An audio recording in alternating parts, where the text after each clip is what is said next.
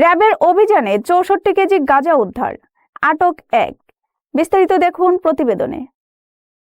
ফেনীর ছাগলনাইয়া থানা এলাকায় মাদক বিরোধী অভিযানে ৬৪ কেজি গাঁজা উদ্ধার করেছে র্যাব ৭ চট্টগ্রাম।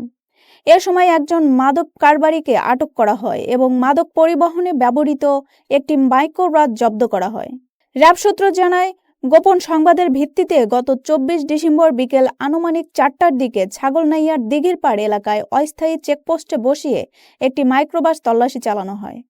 তল্লাশিকালে বিপুল পরিমাণ গাঁজা উদ্ধার সহ মোহাম্মদ ফারুক নামে এক মাদক কারবারিকে আটক করা হয়। উদ্ধারকৃত গাঁজার আনুমানিক বাজার মূল্য প্রায় ১০ লাখ টাকা।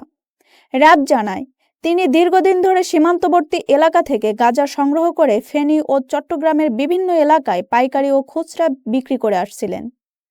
আটক আসামি ও উদ্ধারকৃত মাদক পরবর্তী আইনানুগ ব্যবস্থার জন্য ছাগলনাইয়া থানা পুলিশের কাছে হস্তান্তর করা হয়েছে।